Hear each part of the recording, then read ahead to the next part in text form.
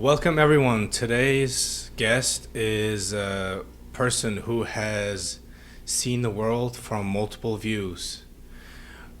First, from being a police officer in the tough streets of Philadelphia, then being a truck driver and driving thousands of miles across the country, logging in uh, so many adventures. And now he has flipped the script again.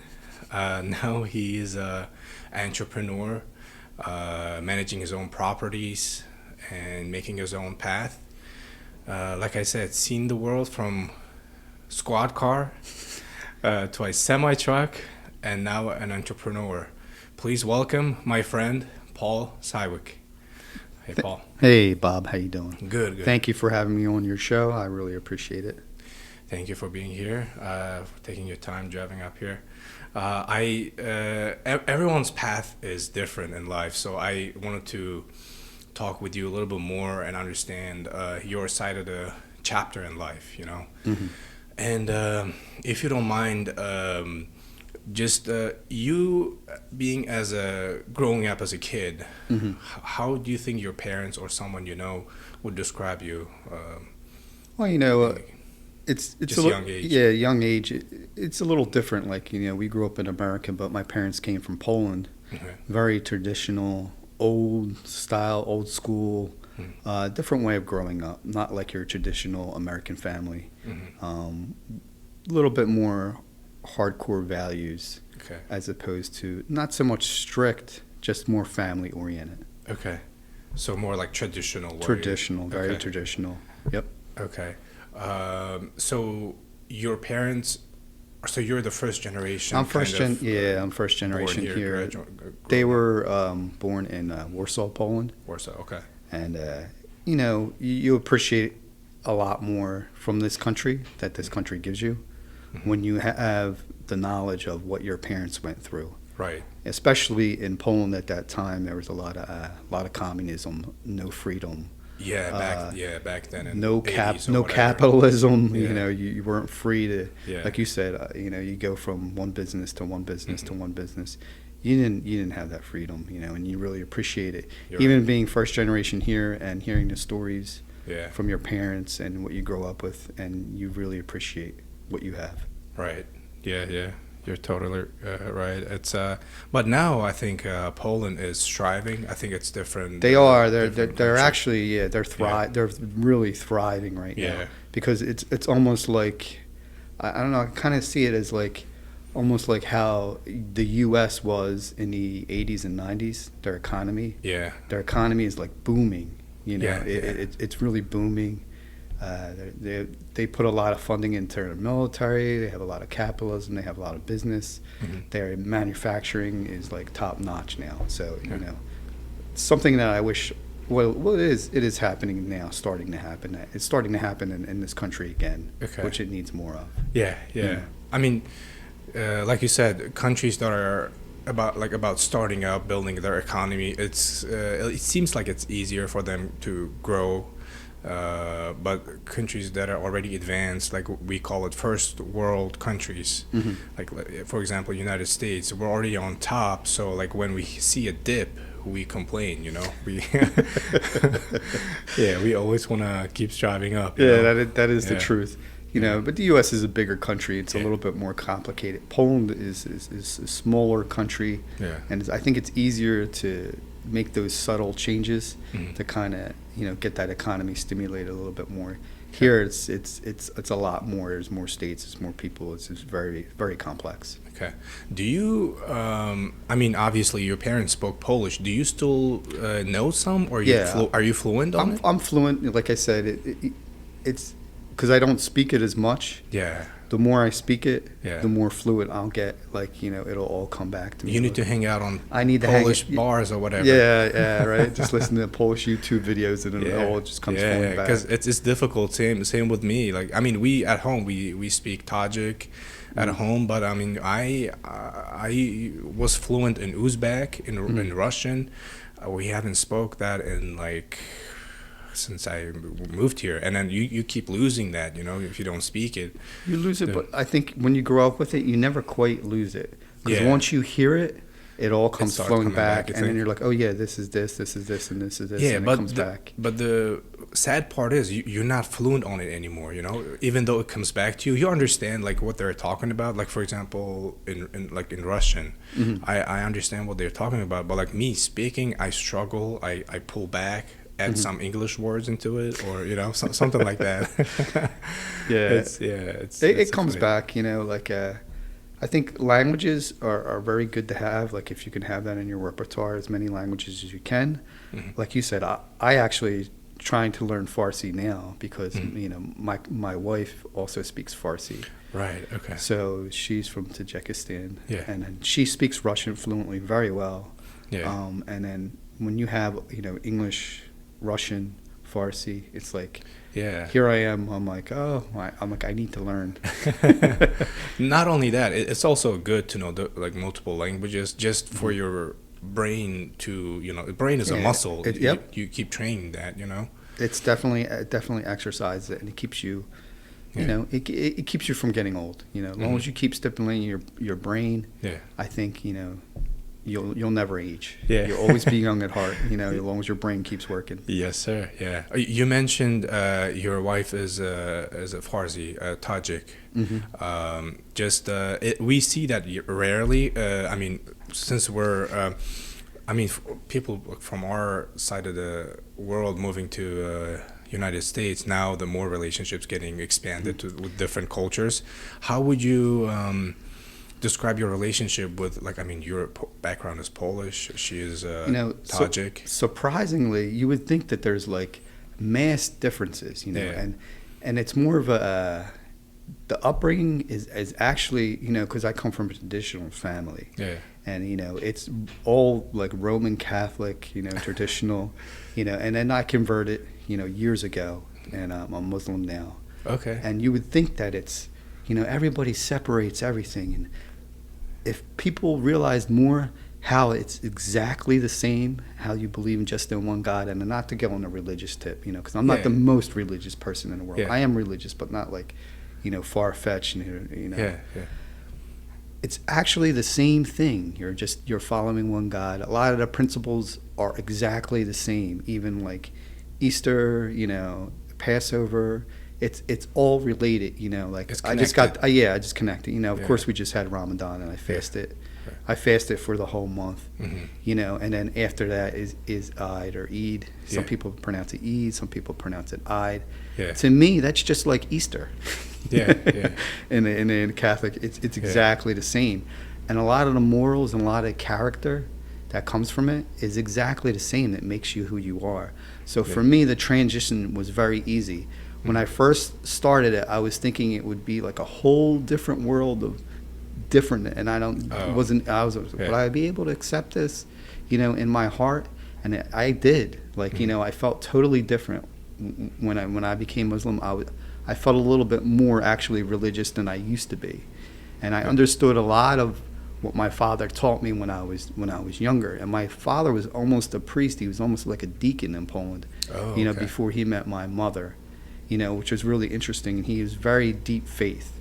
Okay. So a lot of what he taught me, and I actually went to Catholic school growing up, is the same. It's literally the same. Okay. And once you realize that, and I wish a lot of people, they have these phobias of what this religion is or what that religion is. Yeah.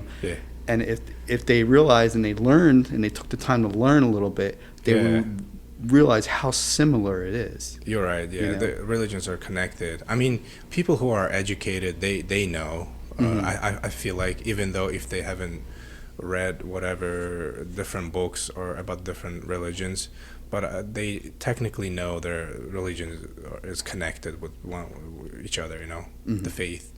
If you go to any church, they say, just have a faith, any faith, because how the world is going, how kids are growing up, their mentality is different. Just if they put them on any faith, that they would be more traditional ways, I think. Yeah, you're right. Interesting. This is I didn't know that side of you. This is like the show says, stretch knowledge. I'm stretching my knowledge, you know. Definitely, and you know that's a side of intelligence. When you question everything, and you're like, when you know like that you don't know everything and you want to learn, that's the sign of intelligence. You know, when you see people, when you talk to people, and they're like, oh, I know this, and this, and this, and let me tell you about this and this and this, and this is the way to go, this, and this. But when I see intelligent people, they're constantly questioning, well, I did this, and this, but maybe. But they're good listeners too. They're like, maybe I should have did X, Y, and Z. Yeah. Those people are the people you want to be surrounded by. You know. Okay.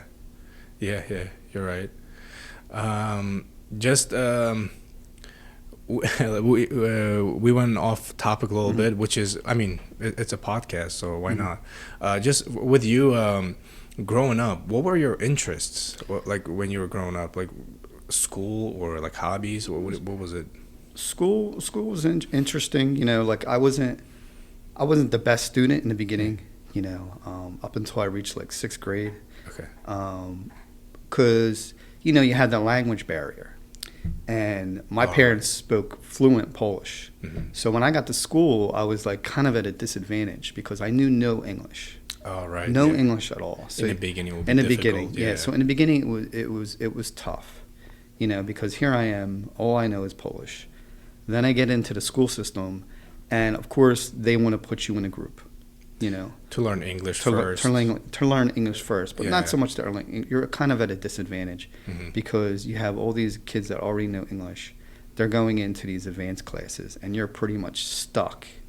At square one, you know. Because let's say math is in English, and everything's in English. Yeah, you read the problems; it's in English. Everything's in English. I went through that. Yeah, so it's tough. So you're constantly playing catch up. Yes.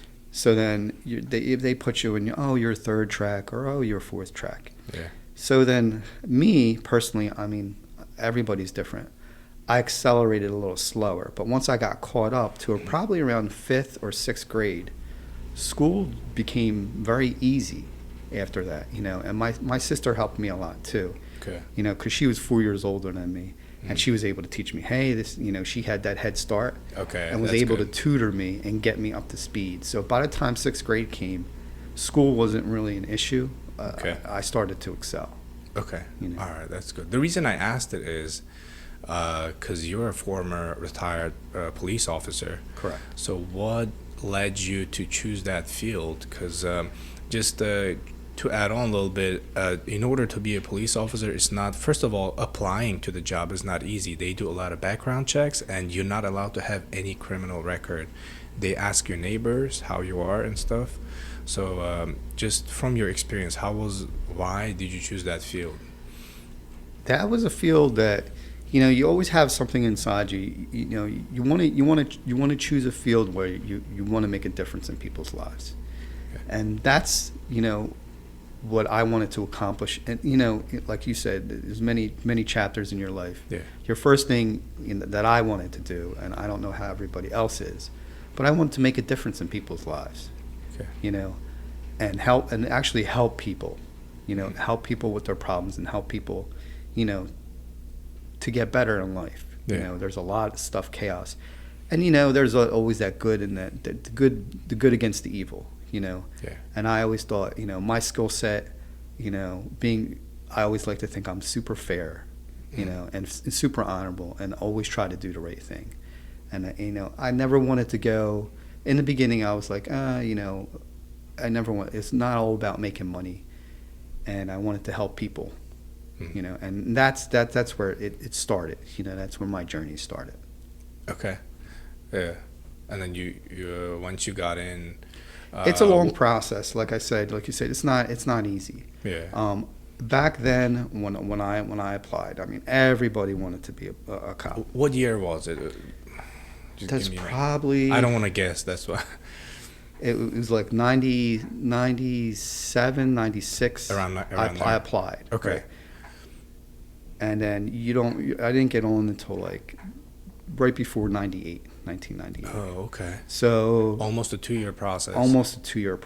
Okay. You know, and I had to retake the test twice. Mm-hmm. You know, And it's not just a test back then. I don't know. Now it's a little more streamlined the way they do things, but back then you would take a test, depending upon how you scored on it. Mm-hmm. Then you did multiple interviews. Then you did background checks. Then you're doing lie detectors. Mm-hmm. I mean, and then you're doing drug testing. Wow. I mean, and then they're interviewing your neighbors or family members. Very, very, very involved. You got your FBI background. It's a lengthy process. Okay. So it's not as streamlined as it was back then. It took a lot of time. It was a lot of man hours to do all that background. Of course. Yeah.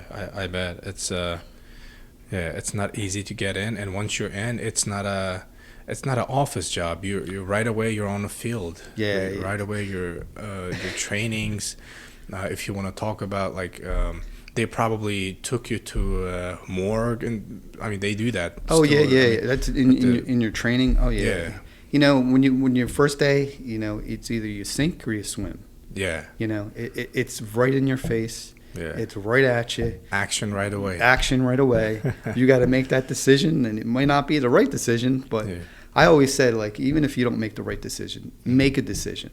And if you make that wrong decision, you can reflect and say, hey, that was a bad decision to make. Next time I'm in that situation, I should do this. And then you just go with it. But the worst thing to do is not make a decision. But they throw you right in the fire. Now it's a little bit different. I guess they kind of ease you in a little bit. But back then it was like, here, kid, here's the keys. Oh wow. Here you go. I know you're 20 something and you don't have that much knowledge, but yeah. Oh wow. Here you go. And then you're in the middle of the thick of it. And you were in right away. Your first district was Philadelphia, right? I was in the 39th district. 39th district. Back then in the 39th district, it was like being in Beirut. I mean, it was super, super, super violent. Oh wow. They would have it was insane. I mean, they would have the stolen cars. You'd be sitting there in roll call in uniform, setting address, and you'd be getting your orders and where you're going to go and what car you're going to have and what area you're going to cover. And literally, there's these big windows, and you got all the gangsters and all the drug lords, and they're driving past the district mocking us, doing wheelies with their four-wheelers. Yeah. Driving past with they stolen see how vehicles. the police will react. Yeah, they don't care. They didn't care. There was a total disregard back then. I mean, now it's a little bit better. They got a little bit more control of it. But back then, to me, it was like the Wild Wild West. Oh my God. Yeah. I can only imagine, right? I mean, being a young cop and then just going through it as the years go by. It must have been a crazy experience. What's the fun memories that you remember just being in police? It's a lot of it is the people that you work with.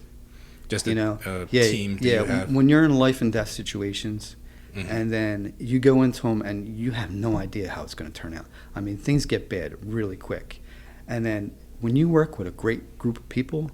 And then they respond and they get in there and they just do what they have to do. And the remarkable, they go in, they don't care about themselves, Yeah. There's so many situations where we were getting shot at, people were hurt, they get in there, they do what they have to do, it was insane, I remember in the beginning of my career, we had a shootout where a guy did a robbery. It was a group of guys. I think it was 3 guys, and then somehow one of the officers started engaged in gunfire, back and forth with the guy. So we're all coming in. This is I think it was 19th Street off of 22nd Street. Okay. Right down the street from the district. And then you have other officers coming in and, you're exchanging gunfire, you're taking cover, and then there's another guy, that I guess he decided that he didn't want to be in the robbery anymore. It was insane. Wait, you mean the guy, there was the bad guy? Or there was the 3 cop? bad guys. Okay. Okay. Yeah. So now he doesn't want to be with the other bad guy, and then they start I exchanging gunfire at each other as well. Okay. So then the other guy had a shotgun and literally shoots the guy in the leg. The guy's leg is hanging off. Oh my God. And then the officer, and then that guy retreats into his house, and then the other guy's laying on the ground, literally picks the guy up, throws him into the police car, without his own safety, and flings his leg back up into the police car. Oh my God. And then takes him to Temple Hospital so he can, save his leg. Yeah. So he doesn't. So he has no regard. And then we, regroup and concentrate on that house. And now we're calling for SWAT to come in. Yeah, you know what I mean? Yeah. We're cornering off the area. We're still taking gunfire a little bit. Oh wow. It's insane. You know? Yeah. And these are the stories that. That's just one little snippet. That's day in the office. Yeah, that's a day in the office. And then you're like, oh well, I didn't. The next day you're like, there wasn't even a blip on the news about this. Oh, wow. Because there was so many shootings and it was so consistent. Yeah. It was just a commonplace. It was crazy. Oh my God. But you work with people like that just go in there fearless, and they're not like the biggest people and they're not like the strongest people, but they have such good character and they just want to help people. Yeah. And they don't care about themselves. They're just in there to do the job, yeah. Get in there, do what we have to do and hopefully hope for the best. Yeah, I mean, you don't know how your day's going to turn out. You have no idea. And then you can have the most calmest days in the world where, you help a little lady that's being evicted. Yeah. And, she has nowhere place to go and you feel for her and you're trying to get her assistance and maybe get her placed into a home where, she can get temporary, shelter and living, You're right. You do, it goes from that to that. It is a rewarding job because you can see the good that it's instant. You did A, you did B, and it turned into C. Mm-hmm. And you helped that person. Okay. So you would see that. You know, and that's what's great about the job too. Yeah. Thank you for sharing that. It's a lot of people have a misunderstanding about being a cop or cops in general nowadays. Mm-hmm. You hopefully you painted a picture on the listeners. But what do you think people thought back then and now about cops? They think the same thing, which was kind of crazy. They think every cop is racist, whether they're racist on the white side, whether they're racist on the black side. They think like the black cops hate all the black people. They think the black cops hate all the white people, and vice versa. Oh wow. But when you're out there, you're all blue. Yeah. There's no white, there's no black, there's no Chinese. Yeah. You're all one unit. Yeah. And you're just out there trying to help people. Yeah. And that's the great thing about being in the police department. Not to boast it, but it is an adventure. It's almost like you're in the military and you're all one unit and you're all working together for a common cause. Right. Yeah. Hopefully you got out at the right time, so you don't have like any PTSD or anything. You still do. You still do have a little bit of PSD. That's still now, you think? Oh yeah. Wow. Oh yeah. It's been how long since you retired? It's been not too long. I think it's been about 2.5 years, 3 years now. Oh really? It's pretty recent. Okay. Probably like three years. Okay. The time when you were working with us in trucking, you were. I was just trained. Yeah, I literally just I worked for like a year, year and a half, and I was also in trucking school for quite a while I was in the police department. Okay. So then I'd finish my shift, and I go right to trucking school, and I do like 6 to 5 hours a day. I love trucking. Oh, so you were still. I was still in office. I was still a sergeant. Yeah, I was like still doing a part time, I guess. I was doing. No, I mean, once I finished my shift, I was going, and that's the great thing about Mr. Trucker. They used to be on Street Road. Okay. And that's one of the reasons I chose that school, is because it was great. They were because flexible. they were flexible and they worked around you. So whatever, if I was on day work, I could go, and work at night. When I was on night work, I could go and do trucking in the day. And the instructors there were great. They were all great people. Okay. They just wanted to teach you the right way on driving a truck and how to be safe. Okay. All right. That's. I thought you were retired like maybe 5 years, or more than 5 years ago. Yeah. But it looks like it's recent. So Yeah, it's pretty obviously, recent. Probably like you still have some PTSD. What they I think call. you're always. I think you always will. You know, Yeah. it's not as bad as it used to be. Time does help it. Okay. But there's some nights where you wake up shaking. Oh wow. You know, or you roll off the bed, or Yeah. you know what I mean. Because you were always in action. Yeah, During the day when you were. You'll have nightmares. I mean, there's stuff that's going to still haunt you. Oh wow. But I think if you know you deal with it, you're pretty good. You know, I got a good family core. You know, like my wife's great, my kids are great. You know, I love my daughter. Mm-hmm. You know, all that keeps you mentally healthy. Okay. You know, All right, so that's it's good. not as bad as it used to be. I think, you know, when you retire and you're out of it, the stress is just gone. Okay. It's like the air just comes out of the bubble. When you're in You it, feel like you're on vacation in yeah, Florida. you feel like you're on vacation in Florida. When you get out of it, and that's the bad thing that comes with being an officer, you know. And then I became a sergeant later, Mm-hmm. you know, and then supervision, and then you when you're in it, it's a very stressful job. So it builds over time. So the longevity of it is not good for your health, you know. So once you quit, it's like all the air comes out of the bubble, Oh, wow. you know. And then you're able to kind of relax. Okay. And then now you're outside of the circle and you can see, you know, how, you know, it's a great job, but it's very unhealthy for you. Okay. You know? Yeah, I bet. Yeah. Yeah. You don't want to be in constant chaos and stress every day, every time you get to work. And it's not your fault either. It's just the environment that you're working in, you know? Yeah. What is the at what age can police officers be eligible to retire? Because I know every country, I feel like Yes. it's early. It You'll be is eligible. early. It used to be, you know, which is great, which I wish I would have been able to get at it.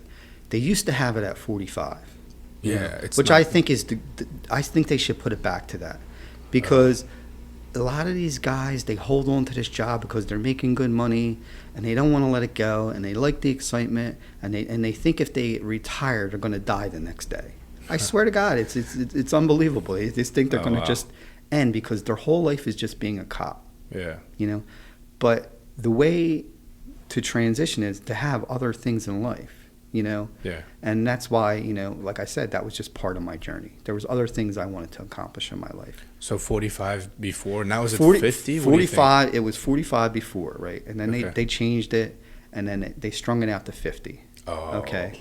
Wow. So I think I pretty much left at 49, and then I burned a lot of my time, you know, Okay. my sick and vacation time. It's still on, but, you know, Okay. just kind of like, you know, trying to burn some of my time, because you work so much. Yeah. I mean, you're literally, they don't really let you, you know, especially when you're in supervision and you become a sergeant, you really can't take off, Yeah. you know, because when you're not there, there's nobody to run the troops.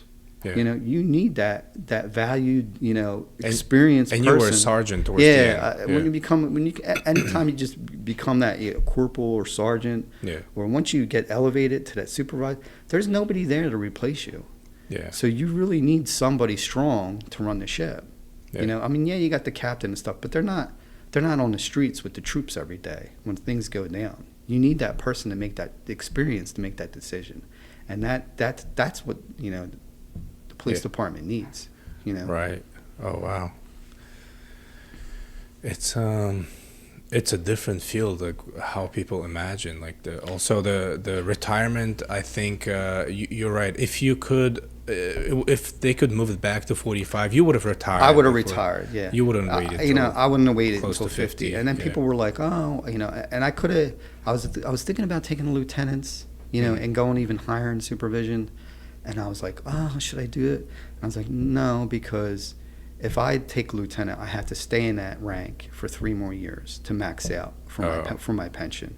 Okay. And at that time, I already did what I needed to do. Like my whole goal. Everybody's different, you know, and I respect everybody's. You know, Yeah. my whole thing was, all right, I did the cop. I worked a lot of plain clothes. I worked undercover. I worked uniform.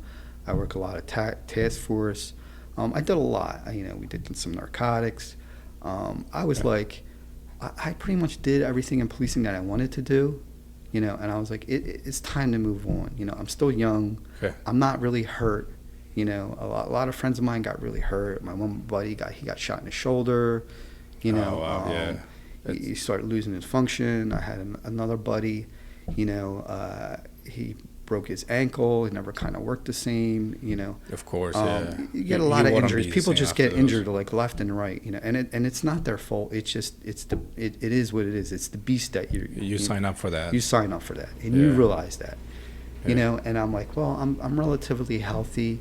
You know, I'm still quite young. I said, I've given everything I could given, you know, and I've helped, you know, tons of people. I said, it's time to transition. There's some other things I really want to get to. Okay. Are you able to talk about your undercover assignment or not yet? Yeah, I mean... Because some of them are confidential. And yeah, I mean, a lot of that stuff's over. You know, all those cases are over. Okay. They're all done with, you know.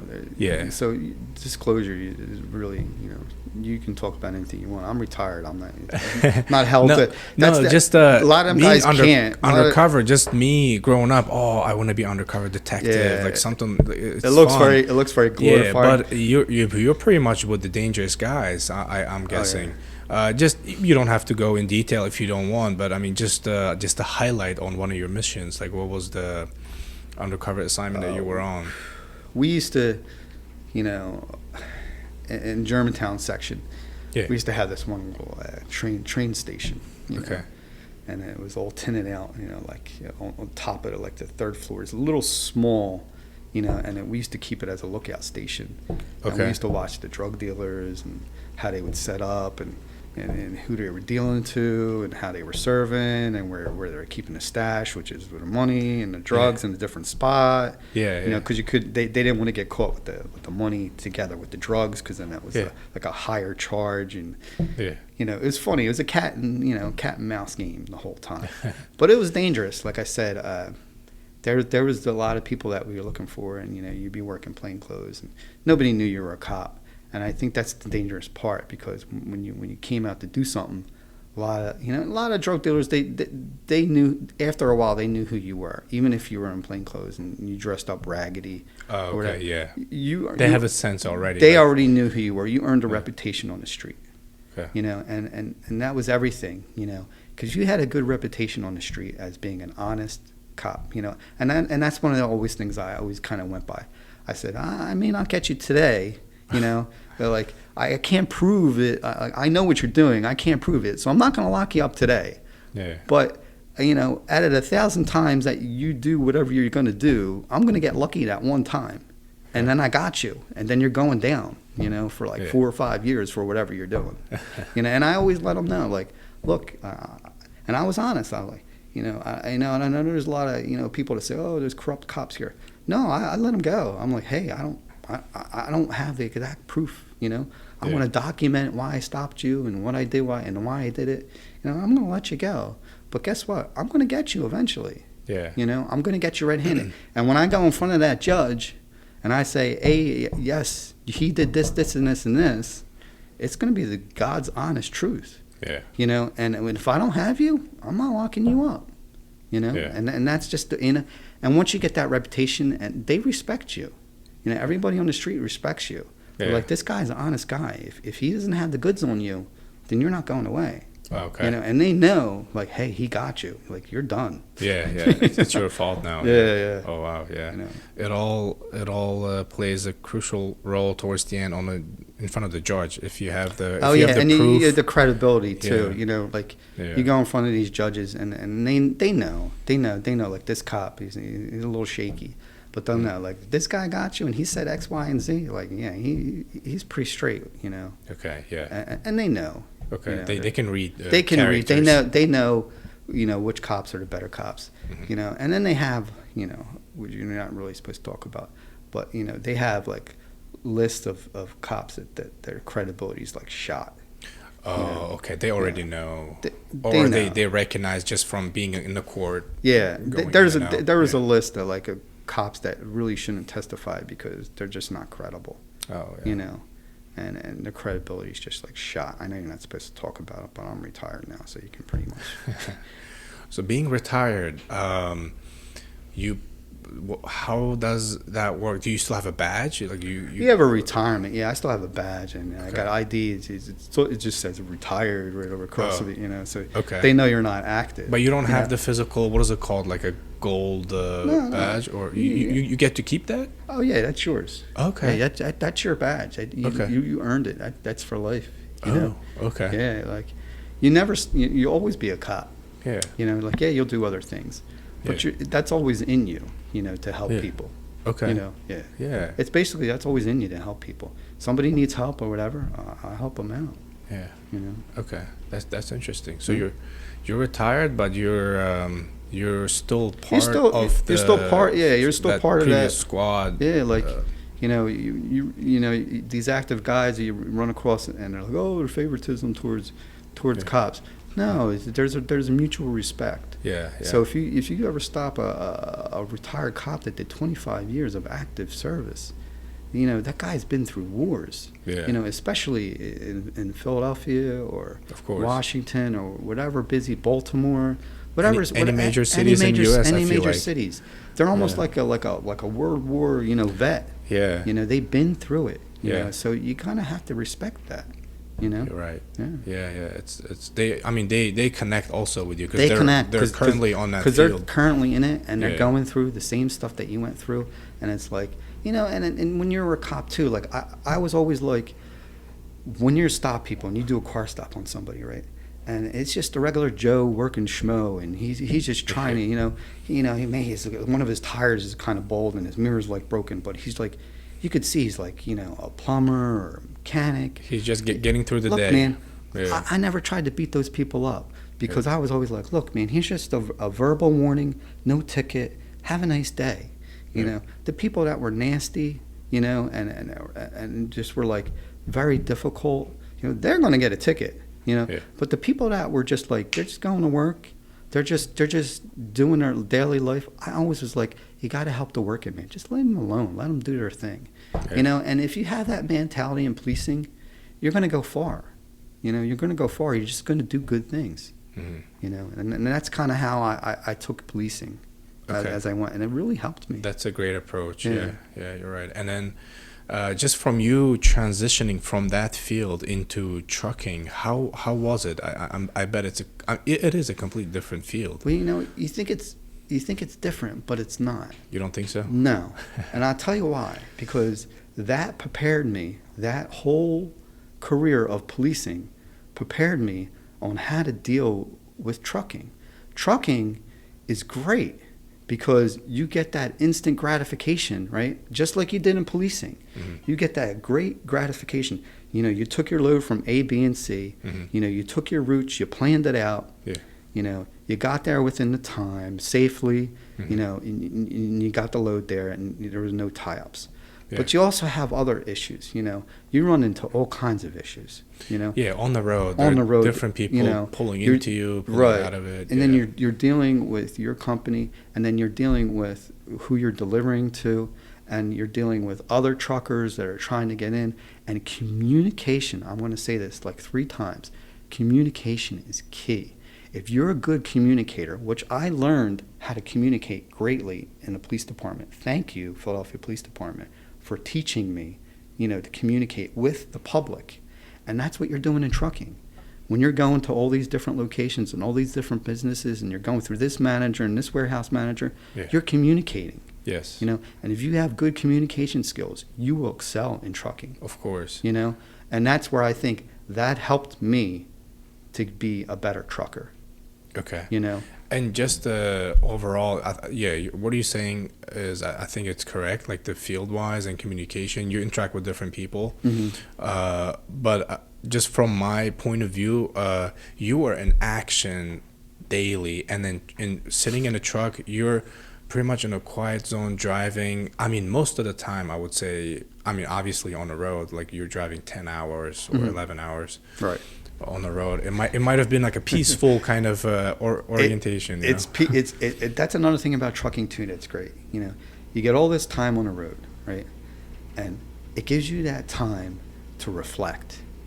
So Okay, you're reflecting. You're like, oh, okay, I'm doing trucking. I'm going to do this, this, and this, and this. and I'm going to make so much money from this, and this is a whole nother tangent in itself. Oh, that's good. Like you start like thinking you ideas, start, like what to do. You start ideas like, all right, well, I'm in trucking for X amount of years, right? Yeah. And you're like, well, I can work and I can grind really hard, and I'm going to make this amount of money. What can I do with this to enrich myself and make another, turn that into something else? Yeah. And some kind of investment. So when you have all that time and you're driving, so you're straight on route whatever, 90, or you're going to, you're going to Chicago or. Yeah. You're going out west. You're going through mountains. Yeah, you're going through mountains. Usually it's a straight run, Yeah. when it's not too crazy, because the weather is pretty crazy, No, the reason I said it is like there's different landscapes you go through. Yeah, there's different landscapes. It makes you think, and just being on a road. And then you can come up with some really good ideas on and that's what like you said earlier, you were saying entrepreneur. That's what the next level stuff is. When you have time to think and plan out what you can do in life and know your exit strategy to get to that level, to where you're making income, to when you're sleeping, that's next level stuff. That's where you want to get to, where you're not totally exhausted when you come home. You just pulled a 20-hour shift, and you're barely making ends meet. That's that next level stuff that's going to get you where you need to go. And trucking does that, because it gives you that opportunity to think and plan and scheme where you want to go to business wise. Yes. If you spend that money wisely, if you spend that money wisely, exactly. Don't go out and buy that $50,000 BMW that you've been eyeing. Don't do that. Which a lot of truckers do nowadays. A lot of truckers do that. They just bring up a lot of credit, buy fancy houses instead of not houses, just one house, fancy one, and then they're stuck on it for 30 years. They got to make that money be in a trucking for 30 years now. Instead of investing in a different way. In a different way. Yeah. And 3xing or 4xing your money. Yeah. And that gives you the time to think. A lot of people get stuck in that mentality, and then there's nothing wrong with that, because they want that instant gratification. But you have to sacrifice to get where you want to go in life. And that comes with age too. Yeah, you're right. But some young guys are pretty heads up. Like Bob, you're pretty heads up. You're already ahead of the game. I never drove a truck, but I helped manage it. But but just from that experience, I see a lot of drivers. Their goal is different compared to yours. They don't want to be in it for like 5 years or whatever, 2 years. They want to be in it. I don't want to say want to be in it, but they get themselves stuck in trucking for a very long time, and it's really it hurts them with the family, and it does, timing and all that. Yeah, you're giving, especially if you're OTR. Yeah. You're on that road. You're not seeing your family. You're working days at stretches at a time. Yeah. You miss that time with the kids. Yes. You miss that time with your wife. It's very stressful on the family. Of course. The wife's there. She's taking care of everything. You're out on the road. You're doing your thing.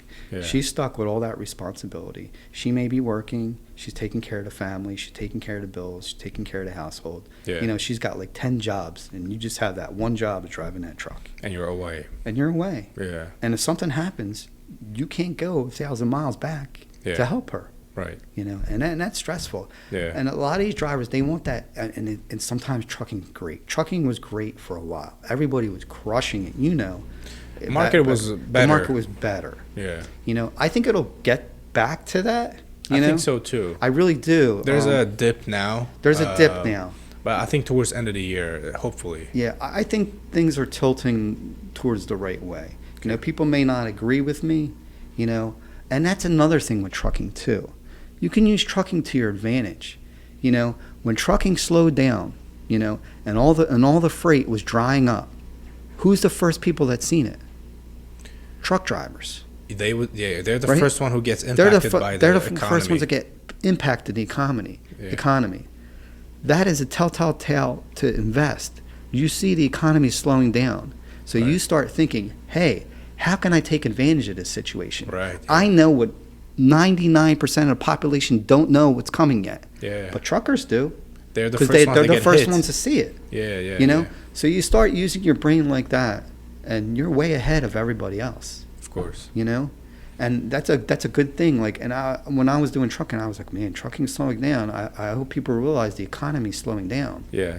You know, there's some pain coming. Yeah. You know, and trucking is great to see that. You know, that's the first little, you know. It's a great way to analyze it. And it starts to bend. You're like, wow, like, you know, a lot of products weren't coming in from China and, you know, the basic stuff that was coming in. And those loads weren't there anymore. And, and then you start questioning, you're like, well, why? You know, everything's slowing down. The economy's going to a recession. No more ships coming in. Yeah, people don't have the liquidity they used to have. Yeah. You know? Yeah. So you're in trucking, and I always thought trucking was always a good mirror for what is going to happen in America for the next year or two. You know, once you see it, because in trucking, you'll first see it, and then 6 months later, everybody else will see it, or the next year, everybody will see it. Yeah, my dad been on this business since 2006 in the trucking business, and he always says it's a 4-year dip and then 4-year up. I agree 1,000,000%. Like about 4-year, 3-year difference on the up and down. And I think it's going to go on the up and down. You know, a lot of people are we were on dip now, hopefully. Starting end of the year, it's going to be in the and you know, right now is the pain time at right where it's teetering back with the tariffs and everything, and everybody's anti-tariff, you know. And but I actually think it's going to be a good thing. Let's see where it leads. You know, let's see where it leads. Yeah. Exactly. Yeah. You know, I think eventually it'll be a good thing. It's going to be some pain. Yeah. People are not going to like it, you know, but eventually it'll get better. And, you know, I think they're going to stimulate the economy a little bit more, lower the interest rates. And I'm always trying to think positive. I don't think it's going to get – I think we're at the bottom right now. And there's nothing but up. Yeah. You know, so trucking will do better. A lot of companies are going to start coming in because of these tariffs, because they're going to want to sell. You know, so they're going to bring their company bases in here. And that's what they're starting to do.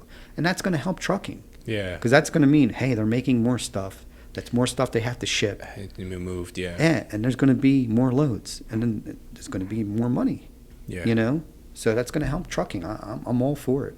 Yeah, hopefully, Hopefully that leads to that. Like you said, we'll try to be positive. There were really bad times. We held on to it. Oh, yeah. It was like maybe 2 years ago. There was really bad dip on the market for almost a year. We held on to it. We considered, not only we, a lot of companies bankrupted. As you know, your previous company that before you came to us, they ended up bankrupting. But a lot of companies did bankrupt. But there are certain companies who hold right line of business, like how they manage it, how they manage their money, not over borrowing. They had a lot of debt. Yeah. And that's the problem TNG had. Yeah, if you don't have a lot of debt and how you can manage, you don't have a lot of bills that are coming in. I think you can get through the bad times in the economy. Well, you guys run your trucking company very well. Your pay, I mean, not yours, but all of our drivers get their payments on time. Exactly. There are certain rules, like our fuel cards, everything works. We don't charge drivers. I want to tell you just a little quick story about that, right? So I always loved working. You guys were the best. Thank you. Because you guys ran so lean, and what I mean by lean is debt-free. You know, very not debt-free, but not too much debt. Yeah. But you always had you always made sure you had a positive cash flow. Yeah. You know what I mean? So you could pay those fuel cards. Yeah. And not to, you know, I'm not going to say which company that I used to work for, you know, but I'm going to just say it was a prior company that I used to work for. Okay. Now I'm on the road, right? And you know, you're out there and your clock's running and you're not pulling any loads. Yeah. And you're not pulling any loads because the loads are there. They're there. Yeah. You know what I mean? You can run them, but guess what? You don't have your fuel. Yeah. Because your fuel card's not working. It's declining. It's declining. Yeah. Then they go, oh, we're going to give you another card, right? So they give you another card. And guess what happens with that card?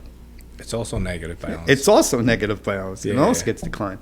So I would sit there, and I kid you not, the worst feeling in the world is you want to work your butt off, and you're motivated to go, and you want to go, you're ready to drive, and you're stuck at the Petro or whatever, truck stop, and you can't go, and you're sitting for 3 or 4 days until that company makes enough positive cash flow to put into the fuel card you can pick up your loads. Now that is frustrating. Yes, of course. And when you deal with that, and then I came to your company, and it was just like great management, everything was great. Fuel card works. Payments on time. Good trucks. I don't think on our company it's rare. Like you were saying, we try to move our trucks always. We don't want to have a downtime. And I'm pretty sure at your time in our company, you never had to oversleep somewhere like 1 or 2 days. Nope. We kept on try to move you. If there's no loads, we do like local loads. The only time I was still is if it was like a crazy snowstorm or something. Oh, in that case, there's like a whole road is closed. We'll get delayed. And then, it was great, Bob Sr., it's something, and this is how a company cares about you. When he's like, hey, Paul, how you doing? And I'm like, and he's like, hey, listen, there's a storm coming up, off of Buffalo. He tried to warn you, right? He's warning me, and he cared. And that's when the company cares about you. He's like, listen, you want to hold tight? Find a spot you're in, because you're not going to be able to move for the next week. And when you work with people like that, it makes a difference. It makes you want to work harder for that company. And when you have that family oriented with a trucking company, it's awesome. It's like the best thing you could even hope for. Because I worked for other trucking companies, they weren't like that. I mean, some trucking companies, they over expand, like they get 100, 200 trucks, and then they be less considered towards that driver because they have so many units to manage. And smaller companies they have a couple trucks, and then they try to connect more with drivers with the car. I mean, truck, hopefully the truck is in a better condition to be on a road. And the bigger companies, they have so much to worry about, and then they be less communication between drivers and the company owner or manager, And then you're more of a number too with the bigger companies, Oh, what do you mean, like pulling more? No, like you're just like a number. You're just like a number. Oh, yeah. You're just. They don't care if you're not there next day. No, they don't care. They're just like, oh well, we'll just replace him in 2 seconds. Yeah. You're right. Yeah. Do you you being on the road as a truck driver, being a cop, do you think in any way helped you? Like, you think? Do I think? Oh yeah, absolutely. I mean, I don't think you were stopped that much. I was only stopped twice, and like an inspection wise. Yeah. And that helps you too, because you're in law enforcement, and you know all the rules, and you know what you're going to get pulled over for, and you know what you need to have when you get stopped. If you have all that stuff organized, and like when you're doing your walk arounds and your safety inspections before you go after it, like, hey, that tire's bad. Hey, this needs to be replaced before. And then we had those situations where I was like, hey, I need to fix this. Yeah. And you guys were great. You're like, oh yeah, there's a mechanic shop over here. You're going to go over here and you're going to swap it out, and you're going to be safe.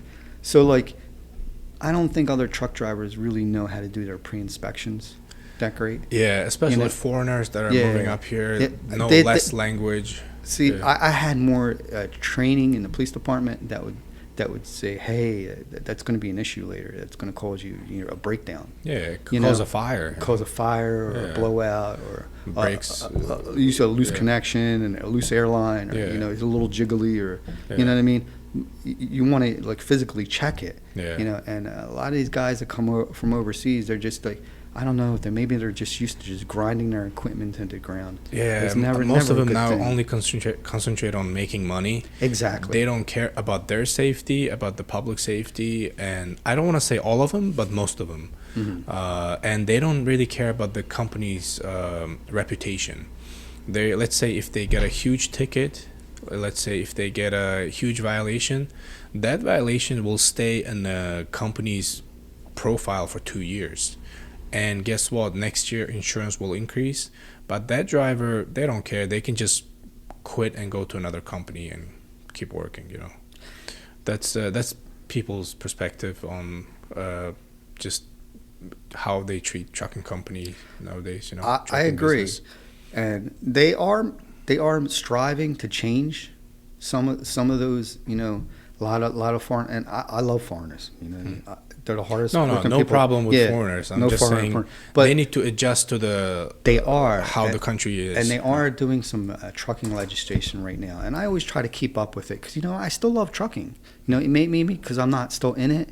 I don't do it like I used to do, but I still love trucking. I love trucking. So they are making the changes, like a lot of language issues, which comes with the communication. Yeah. And a lot of people are upset, but they are saying you need basics in English. Yeah. Because you do need those communication skills. So they are trying to change a lot of that. And they are trying to kind of like restructure. I know they were trying to, when I was in trucking school towards the tail end, they were trying to kind of federalize it, saying you need to teach this, this, and this, and this, because each trucking company is different on what they teach. Some are better and some are worse. They're trying to raise the standards for that, and that's what they're in the process of doing, which I think is great. The more training, the better. Yeah. Of course. Yeah. I agree. So I think it's changing. And they're not like. Everybody's trying to go and CDL. You go get your CDL, you'll make X, Y, and Z. Not only about the money, right? Yeah. But you don't want to be at the money. I mean, you're literally driving a machine that weighs thousands and thousands of pounds. Yeah. It can be like a missile. Like a nuclear missile if you crash. Yeah. Like you really have to be mindful of what you're doing. Of course. There's a small cars, public safety. Oh yeah, kids in the car. And a lot of the guys, they just run hard, and you're going through these mountainous regions. Of course. Your brakes can overheat. You burn your brakes. You burn your brakes. You don't know how to engine brake. You have a heavy load, and you burn those brakes. Yeah. Guess what? You're not stopping at the bottom of that hill. You are now a human missile. Right. With your truck. Yeah, if you could remember a couple of years ago, there was that huge crash. I forgot which state. The guy just went through the traffic instead of going to the over ramp. What was it called? Well, they had the one on 95. Runway. They had the one on 95 where that guy he had a fuel. He was a tanker. Oh yeah, that was recently too. That was recently. I don't know if he was a foreigner or whatever. Yeah, I don't know a whole lot about that. I don't know but a whole lot. There was a crash that similar to what you were talking about. And exploded. He went into the traffic and just killed multiple people. Yeah, killed multiple people. Exploded because brakes were gone. His brakes were gone. Yeah, and the whole highway is burning down. I mean, they're still doing construction on that. Like 2 years later, still doing construction on 95. Still not 100% yet. And all that mayhem happened. And who knows? Some kind of training could have helped them. Yes, of course. Constant training. Constant training, yeah. Yeah, every quarter maybe. Yeah, So like I said, that comes with law enforcement too. Because in law enforcement, you're always retraining. You're always retraining. Yeah. You're always retraining. More retraining is with great. us being not too many units, we always have a group chat and with our drivers, and we once we see them in the yard, we try to if it's a newer driver, we try to teach them every once in a while. See the brakes. I mean, check out the brakes. That's how you check it. That's how much it says it's gone. Try to explain it to them. I mean, they should have went through that through the trucking school or whatever. But we again try to remind them. Yeah. See, this is where the front tire is getting bad. Like, see, we got to do a rotation or we got to change it. You got to keep reminding them. Otherwise, they just want to. They're like an astronaut, astronauts. What is it called? To go to space, they just get the space station ready. They just sit down and go up. So yeah, but it's not that. We gotta be responsible. Check the oil, whatever. Yep. Being a truck driver is a responsible job. It's a responsibility that you gotta take that on. It's a big responsibility to take on. Yes, sir. Paul, let's take a break, and then when we come back, we'll talk about your next chapter, which is managing your properties and entrepreneurship. Is that okay? Sounds good. All right, Paul. If we can talk about your current entrepreneurship, your properties. We briefly talked about how you decided to also not only do trucking but lead trucking towards your next path, which is you decided to do invest in properties and manage properties, and they're all your properties, right? Correct. If you could talk about your transition and how was it, your first property led to second one and so on. Yeah, I mean, you're like I said, when you're doing trucking, you're constantly investing. Even when I was towards the end of being a police sergeant, you know, you're going to bridge that to something else. I bridged the policing to trucking, and then trucking, like you said, to being an entrepreneur. Okay. And when you're trucking, you have tons of time to think. You know, you're constantly scheming, saying, hey, you know, how can I better my family? You know? Yeah. And that's the goal. You know, you want your kids to be, you know, well off. You know, you don't want to have to worry about the bills. You know, you don't want to have to constantly worry about money. You know, I try to learn as much as I can, and a lot of the people that I listen to, I mean, there's tons of people you can listen to. So, you know, some are great, some are not so great. You take the bits and pieces that you like, that work for you. Yes. You know, may not work for others, but work for you. And then you kind of make your own little mishmash. Everybody kind of does their investments their own way. And there's no wrong or right way to do it. Okay. You know, people are going to say, oh, you're investing and you got to do it this way. And this is the only way to do it. No, there's multiple ways of doing it. You know, as long as it works for you. Yes. You know, and you're getting positive gains. Yeah, just stick with it. Just stick with it. Stick with your formula. Yeah. You know, my formula is a little different than other people. You know, you get people that, you know, they want to, I want 100 properties. You know, 100 properties. Okay. Well, how much debt are you going to keep on those properties? And those properties going to be positive cash flow? Yeah. Are you making anything? There's guys that I know that, you know, they got 100 properties, and, you know, they're only like positive cash flow, maybe like $50 on a unit. You're like, oh, wow. Is it worth it? Yeah. You know, they're like, oh yeah. And I know everybody's gonna say, oh well, you know, that's paying down, and you're gonna, you know, that's money that's going into that unit, and when you sell it, you'll make that money back. Yeah. If you sell it, whenever, who knows? You know, that's one way to do it. You know, my way to do it was a little different. You know, is a mixture. You know, you listen to different people. Like, you listen to people like, you know, everybody knows Dave Ramsey, right? Yeah. Okay. You know, Dave's great. You know, he's good, you know, with how to budget and stuff like that. But I kind of do a modified version of what Dave says. Dave's like, pay everything off as fast as you can, and then it'll snowball. And it will snowball. You know? But, I mean, who has that amount of cash to start with when you first start? Of course, yeah, it's not easy. It's not easy. Yeah. You know? So my thing was always like, well, I got to use debt. I got to use somewhat debt. You know, like me, I came from nothing. Healthy debt. Healthy debt, yeah. Right? It's not negative debt. Like, you're not buying the BMW. That's $100,000. You know, because you're never going to sell that BMW for $100,000 again. Yes, sir. You know? Yeah. You know, you're going to invest that, you know. And I always said, you know, you don't want to pull, you want to save as much cash as you can. And this is what worked for me and is working for me in a positive way. You want to, like, when you buy that property, and you always want to buy as low as you can. You know, you want to. Oh, you mean like put as much down as possible? You want to put as much down as possible. Okay. Because, and you want to know what your holding costs are too. There's so much into it, and that's why when you're doing those long trucking runs, you're thinking about this, and you're like, well, I need to find out this, and everybody's like, oh, well, you can't do, you know, investing, you can't do real estate, you didn't go to college for it. And I'm like, well, not everything needs college. Not everything needs college. You can self-educate yourself to be better than anybody that went to Harvard. Yeah. You know, and that's one of the things that I was always kind of like, I didn't have the opportunity to go to college, you know, because I had kids young, and I had to get a job, and I had to take care of the family. So basically, I'm always self-taught, and I love learning. I'll try to learn as much as I can all the time. You know? And the way I do it is you kind of, you know, you try to put as much money as you can down. That's one side, okay? You want to mortgage as less as you can. You want to have that positive cash flow.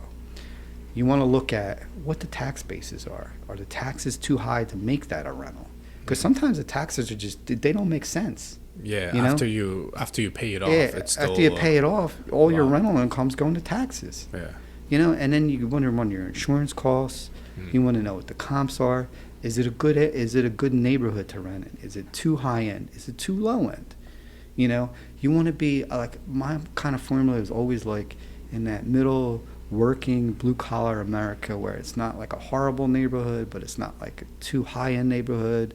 You want to look at your vacancy rates. You know, do people, you know, you want to look the area. Do people have jobs in that area? Are there businesses in that area to sustain that rental? Yeah. You know, you're constantly thinking and scheming on, like, you know, is this a good area to invest in? You know, and then you also want to be like, well, you don't want to be just heavily invested in one little area. You want to kind of sprinkle it into different areas in case that neighborhood goes down. You have another ones to cover up yeah. and make for the weakness on that property. And then, you know, and it's okay to make mistakes too. Like, there's investments you're going to make and you're going to lose. You know, and it's just a learning experience. Like, all right, well. Have you had those? Oh, yeah, it was definitely. That were bad investments? I'll tell you what a bad investment was. One of my bad investments was. You know, when the economy was booming and everybody's like, oh, you know, it was in the Northern Liberties area. And people can kind of, they're going to laugh because they probably did the same thing too. You know, and they're going to say, oh, you know, everybody was selling lots. You were buying lots. And all these, you know, condos and buildings were going up, and, you know, it was booming, you know, and then everybody was buying lots. So of course, you know, I bought a lot. It was one lot. You know, it's just this one little deal, you know, and I got it really cheap, you know, and it's still a good lot, you know, but then the market crashed. You know, when was it? You said it was like the market kind of crashed. You talking about 2008? No. I'm talking recently. Oh, like a COVID crash. Yeah, the COVID crash. Okay. You know, yeah. And the real estate game just tanked. Nobody's doing new construction. Yeah. And the whole, you know, they were building up Northern Liberties, and it just stopped at this, like, a certain spot in Philly there. Yeah. You know, and it's starting to come back a little bit now. You know, I still have this lot. I haven't sold it yet. Mm-hmm. You know, but I got it for so cheap. But it's a loss. And I'll tell you why it's a loss. Because nobody wants it now. You know, I'm stuck with it. So now I got to pay the water runoff fee, the tax fees. You know, I've been holding it for X amount of time. You still hold it? Okay. Yeah. You know, and it's coming back. Like, they just started doing a duplex. And maybe I'll make money off it. But, I mean, in the long term, did I make anything? No, not really, because I'm paying the taxes every year. I'm paying a water runoff fee every year. You know, I'm paying to maintain it. You know, so the weeds don't grow. And, you know what I mean? Like, yeah. It's just like, and it's like, I made a mistake. Okay. Well, but I don't think it's an expensive mistake. It's not a huge expensive mistake, but it's a mistake. You know, and it's like, I try to do things that are going to be like really positive cash flow. The reason I said it's not a bad mistake because you never lose in real estate. Like, if you have a land or if you have a property, you kind of never lose. You can just from watching the market, the value as the years go by, as the population increase, the value of the property at least would stay the same from what you bought, or it's gonna go up. Right. You know? That at that point too. But I don't like, and this is just me. Everybody's different. I don't like tying up capital that just sits there and does nothing. Right. You know, yeah. And that's what bothers me. I want to keep it. I want to double it. I want to triple it over time. Yeah. You know, and when it's stagnant like that, it's a loss. To me, it's a loss. It's not good. Yeah, I don't want to be anywhere near it. It's like, you know, the plague. I don't want to touch it. Yeah, that's a good approach. Yeah, and that's you don't want the money just sitting around. Right, I don't want to and it's there. It's there. You know, it didn't go away. You know, yeah. But I think what could I have done with that? Right. Else, that would have been so much more positive than that outcome. How many, if you don't mind sharing, how many properties you currently manage? Right now, I really don't manage that many. I'm only managing 2 right now. 2, okay. Now, I've had more than that. But you had more than that? You ended up before. But what I've done with that, and I've gotten rid of some stuff to pay off debt. Okay. You know what I mean? Yeah. And like I said, that's where that whole Dave Ramsey thing kind of comes in, to where you want to have everything paid off, because if you don't have it paid off, it's not going to do positive cash flow. And my whole thing is getting the most positive cash flow Mm-hmm. out of a property. You know, Right. Yeah. that's where you win. That's where you win big. Yeah. The You know? whole once you have that property paid off, the whole whatever more the rate you're getting from the tenants Yeah. is. And you can, with that money, you know, you don't have to do real estate. Now you're making that positive cash flow. You can put it into stocks. Right. You can put it into crypto. You can put it anywhere you want to put it. Or another property. But yeah. You know, where you're going to make significant gains. Right. You know, so now you have, you know, one avenue where you're making some money off of real estate, you know, and you're making good positive cash flow. Yeah. You know, and then you run another business from whatever you're doing. Because, I mean, you're just managing, you know. This garbage disposal breaks. Mm-hmm. You fix it. You know, whatever. Yeah. And another big thing is, too, that a lot of people don't talk about. You want to make it turnkey. What I mean, and the people don't really understand what turnkey means. When you make it turnkey, you're basically making it hassle-free for yourself. So you have more time to do other things. So you want to put, and I know a lot of people do it differently, but I want to put a brand new refrigerator that works. I want to put brand new countertops. I want to put brand new flooring. I want to put brand new everything. Because in the long term, I'm not going to have to put any money into there because it's all brand new. Yeah. Brand new washer, brand new dryer. The tenant's happier. And you don't worry about you don't worry about things breaking down. Handyman to fix it. You're not calling a handyman. You're not going out there yourself. Yeah. You know, you don't really have to have a management group. You are the management group. You Right. know, you're running lean. You're like 100% like a machine. Mm-hmm. You know. And, you know, a lot of other people don't. They only fix things when they have to fix things. That's not the way to do business, you know? And then if you get a good tenant and they see that you take care of them, they're going to pay on the first. You know, when all that COVID stuff was happening and people were like, oh, my tenants aren't paying, I didn't have that problem. Okay. Because I took care of the people. It's not easy. It's not easy managing tenants. You know, is it easy to manage criminals or tenants? Some people say, you know, and just you being managing criminals and now tenants. What do you think? Tenants aren't, you know. You never had bad experience, I don't think. Right? I've had some bad experiences. Yeah. Not so much with tenants. Some other investments I did. You know, not so much with tenants.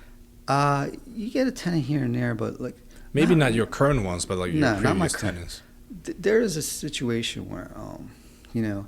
This is a while back, when I first kind of dipped my feet into it. That this is before everybody started doing what they were doing. You know, I was like, it was a property, you know, that was online, and I went and it was over in South Jersey. I'm not going to say exactly where because you know, some people. Okay. Yeah, I don't want to offend some people. Yeah, no. So it was a property, and it used to be this online site. It was out of India or something like that, and it was crazy, and I learned through it just by chance, you know, because I'm always investigating. Yeah. And they used to buy properties on Hubzu. It was called Hubzu. Oh, okay. And used to buy them online. It was an online auction. Oh, wow. And it was a double lot, and it had a property on it, and the property was like really in despair. It was really in rough shape, but it had good bones, and it was on a double lot. And they had a barn that needed to be smashed down because it was like a safety issue. Mm-hmm. But I was looking at the comps, and I go, even if I just demolished the house, it's a double lot. Like, I make so much money on it, you know? And so I bid on the property, you know, and I'm like, it was me and like another guy. And like, nobody was doing it back then. And I was like, it wasn't much money. But back then, I guess it was like, people considered it a lot of money, but it really wasn't that much money. Okay. You know, and it was me and another guy were bidding, and it was a guy that lived in the area, and he knew the area, and you know, always do your due diligence. You know, do your own research. And I already drove the property. I looked at the neighborhood. The school system was good. Okay. You know what I mean? You check all your checks. You know, and good neighbors. You know, good community. You said North Jersey, It was right? South Jersey. Oh, South Jersey. Okay. I think it was like Bridgeport or something like that. Okay. Yeah. It was down towards there, you know. And they weren't really developing area. All the other houses, no vacancies. You know, you're always looking at all this stuff, you know. And I'm like, I'm going to bid on this property. You know? My wife's like, you go over a certain amount, I want to kill you. You know, and you're like, you know, and I start bidding. It's like going back and forth. You know, and the guy comes over the top of me, and I'm like, I just, go like one more 1,000 over. You know, I'm probably not going to get it. He's going to probably outbid me. Yeah. You know, but it was a good learning experience. So then I go over the top of him, and then you end up winning. Winning the bid. Yeah. You know, I didn't want to win the bid. You know, I just, I was just like, just put it. And then I went in there, and I had a lady in there, and she just refused to leave. Like, she and he there was a tenant already. Yeah, she had not paid her mortgage, I think, for like almost 10 years. Oh, wow. To get somebody out in Jersey at the time took so much litigation, so much time. A lot of the banks just gave up. So finally, they were able to change title to the bank, and the bank actually foreclosed on it. But it was foreclosed on her without her getting kicked out. So she was still occupying. So I really couldn't even get on the property until I got her kicked out. So I even offered her money. Like, I knocked on the door and I'm like, hey, here's X amount of money. Just go and get a rental or whatever. Which she thought about, and she refused. You know? And it took a long time. This is surprising to me. How could you not it took a long time. Your like you said, mortgage, right? Yeah, and that's the way, not get kicked out. Yeah, because they had a lot of these laws that they put in New Jersey, and that's what made it so tough. To get these houses. And I get it, people rough on tough times, but I mean, good God, you didn't pay your mortgage for like 10 years. For 10 years. This is not okay. Imagine everyone does that, Yeah, and they slowly got those people out, it took some time, and they were able to change a lot of laws back then. Okay. And this was my first experience in real estate. How long was it? You said, I think you mentioned that. it was quite a while ago. You would say like more than 10 years? Yeah, more than 10 years. Okay. Yeah, it is a long time ago. It was like my first dipping my feet into like the craziness that's out there with real estate. Oh, wow. and then it was crazy. So I had to hire a lawyer and get her evicted, which took forever. And then I was trying to get insurance on the property. And then they wouldn't insure me because it was an unsafe structure, and I couldn't get her out until I could make it safe. So I wasn't able to get on the property. So many things you learn, and I had like no idea. But you make mistakes and you learn. But I tell you what, I did really good on that property. After everything was said and done. After everything settled. Everything settled and done, okay. and I wound up even wholesaling it, which is a whole nother thing. And I did very well in the short term. Did you? Oh, it was a short term thing. After I got her evicted, I only did a light kind of rehab on it, very light. I knocked down the barn in the back, was able to get rid of that and dump that in Swedesboro dump. And reconstruction or like inside the house a little bit? I just made it basically everything safe. I redid the deck and some other minor things. Mm-hmm. And then a guy I had wholesaled it to, a neighborhood guy, and he had his own contractors. So it was such a great deal. I literally just doubled up in like a couple weeks after getting her out, and it was sold, and it was only double lot, which I knew I could get it, because even just that one lot, I could get back what my investment was. And I wound up just doubling up. It was a win for me because I didn't have to put in the work, I didn't have to put in the labor, and I could just wholesale it, and that was my first experience. And I remember coming at a settlement, and I was looking at the check in my hand, and I was like, I can't believe I made this in 6 months. Wow, yeah. You know what I mean? You're like, I've been doing this the wrong way for so long, working and grinding. You were still in the police department. Officer, yeah, and I go, this is like my whole year's salary. Wow. And I go, in 6 months. In 6 months. I go, and I put some work into it, but like not a year's worth of labor. Right. And I was like, wow, I'm doing things the wrong way. I really need to take a more deep dive into what this is. You wanted to chase that feeling. Yeah, I wanted to chase that feeling. And I'm like, wow, like it just kind of awakened me and awakened my entrepreneurial experience. And that's not just with real estate. That's with investing in general. Of course, yeah. And you're just like, wow, like if I didn't know this, what else don't I know? Okay. Let me learn. you know. Are by different investments, are you only doing property investments or anything else? Like, I don't think you're doing any business investments or. I do, you do stocks, you do crypto. Okay, you're doing that. Yeah, Okay. you do all that. And then I do my own scrap metal business. You kind of build that up, and you get regular customers and clients, and you do. It almost goes hand in hand with the, and this is how I kind of got into it with the real estate. Was here you are, you're turning properties, you're trying to turn a property around, and you got to knock this. I had to knock the barn in the back. There's all this metal in there, right? Oh, right. And this is how you learn. Like this is how you I can use that up for something. Right? So I don't know nothing about metal. This is like 2008 or 2008, Okay. Or before that, maybe like 2008, and you're like, I know, and I'm dumping all this in Swedesboro, the wood, the metal, the copper, the aluminum, like the wiring, like it's all getting dumped, right? So I'm gonna dump. And the guy's like, "What are you doing?" You can make money out of that. He's like, "You're dumping all the good stuff with the bad stuff." And I'm like, "What do you mean?" He's like, "Oh, you can get X, Y, and Z if you do this, this, and this, and this." And I'm like, my mind was blown, right? I was just like, "You can?" Yeah, of course. You had no clue. Usually it's just like, oh, that goes out in the trash, and it's just demo stuff. It goes into a dumpster. And then they take care of it. And then somewhere. they just take care of it somewhere, and you just have no clue. Right. Actually how much it's worth. Of Especially course, if you're doing it, and you like say, hey, you do a clean out. You make that building into a box, and you pull everything out, and you don't realize how much money you can make off it. Mm-hmm. And it's just eye opening, and stuff like that. That's all extra money you can be putting into real estate. Getting rid of your debt. Of course, you're throwing it into the dump for free, paying them. Yeah. You're just like, I'm doing this all wrong. How did you set up the scrap metal business? Like, do you just prepare the metal and then bring it to the it kind of like a shop or something, like somewhere? It kind of you do a little bit. Like you don't really know too much about metal. Like now I know a lot about metal. Like I have my own shop where I can break everything down. Okay. And get it in bulk and pallets and all that stuff. And I have the equipment. Yeah. You get trailers. You can pull them on.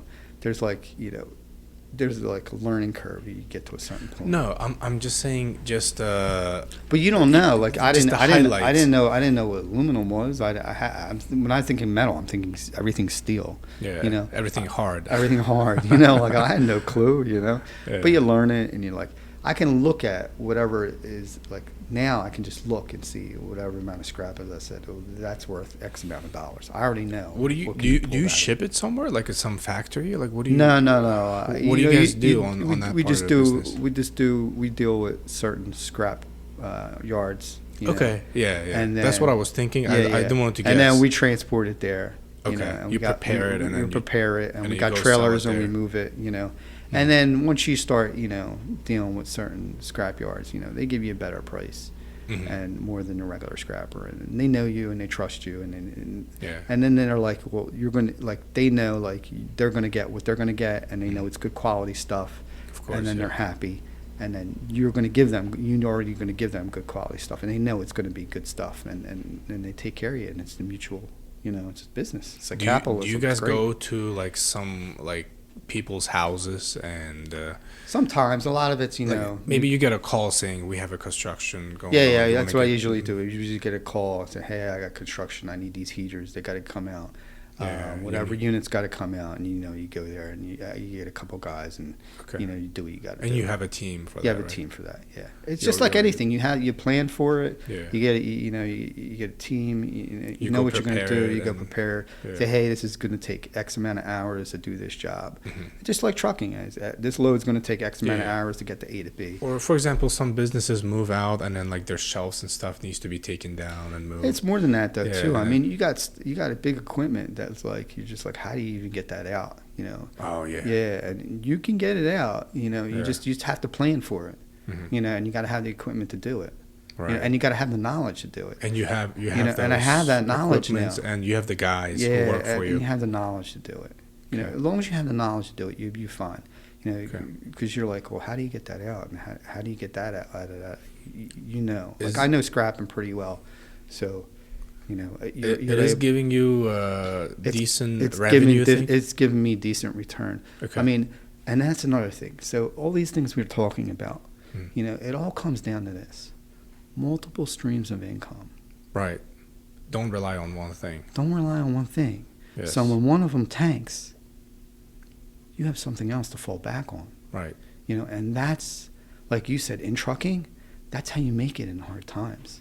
Mm-hmm. Like with all this recession, Have trucking as a foundation, right? you can have trucking as a foundation. Mm-hmm. But if you have other investments, or you make real estate as a foundation, or you make scrapping as a foundation, make something a foundation.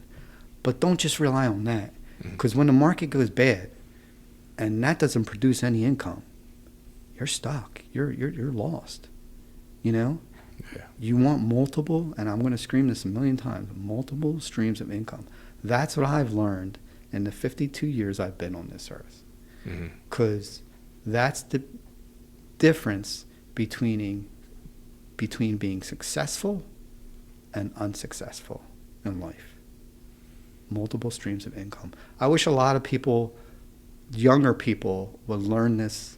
I wish I knew, when I was younger. I didn't have anybody to teach me like that. My father was a great man. He was a great man. He was just like a grinder. He was a tailor and used to make suits, and he would work his fingers to the bone, but he limited himself. And, we begged him for years, hey, Dad, you're talented. You can make these great suits. Why don't you open up your own store and sell suits right on Frankfurt Ave? A lot of other guys were doing it, and he was 10 times better than them and 10 times talented. He wasn't a risk taker. He wasn't a risk taker. Yeah. But my mom was, and she kind of spurred that entrepreneurial spirit in me to take, you get to a certain point where you're like, I got to take a risk. I can't keep going on like this. It's not going to work. It's not working. What can I do to change it, to make it better? And my mom was really good at that. She's definitely a great entrepreneur. She wasn't that great at managing money, but she was a great entrepreneur, and she kind of led me towards that direction. Okay, that's great. That's great to hear, and it's a great point to end the episode. But before we go, I want to ask you a last question. If you had to do it all over again, maybe it can be being a police officer or whatever, would you ever go through this path again? Let's say you were reborn. I was reborn. I'd still want to help people in the beginning, because you kind of yearn that. You kind of want to have some focus. I guess I probably would do it the same, because if you would try to change. No, just from what you know now. What I know now. Yeah, and you have that knowledge. I wish I would have invested more when I was younger. Okay. Even if you're not opening your own business, just. Being smart with the money. Being smart with money, and not being. Would you do the policing again? You think? Just from your knowledge now. I probably would, not as long as I did do it, because I did it for almost 25 years. Yeah. It was kind of like 24 and a half.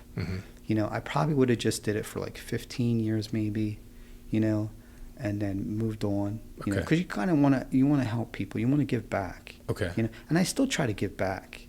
You know what I mean? In my own way. Like if I somebody, that needs help, I always try to help them, Yeah. Because I'm always like, when I die and I move on, what good did I do? I'm trying to leave this place better than it was. Okay. And that's always kind of been my philosophy. You want to leave a positive. I want to leave a positive. I want to be like, I want to make this place better than it was after I leave on to the next world and whatever else, becomes of me. And I think that's how everybody should live their life. Yeah. But I wish I would have known. I wish I would have been a little bit more educated. I didn't have that. Like I said, I wish I would have had that earlier. And I'm glad that I do now. I just wish that there was somebody there that could have, mentored me into that direction. It would just sped up that process. Yeah. You're right. So I'm there now. But it took some time. Yeah. That's a great point. It would be, just have people take risks, invest. Yeah, you be on a positive debt. Yeah, you need to take that risk. Like people that want to be safe, and I used to do a book. a little book of goals. Oh, okay. And then the next page was take action. Okay. And that's what we need to do. We need to take action. Because if we don't take that action, it's never going to happen. Yeah. And at some point, you need to take that action. Yeah. It's very important. Yes, sir. Yeah.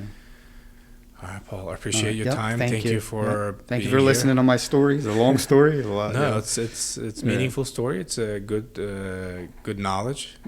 Hopefully, including me and everyone, stretch their knowledge. Yeah, I appreciate the time. Thank you. All right, boss. All right. Hopefully, we do this again sometime soon. All right.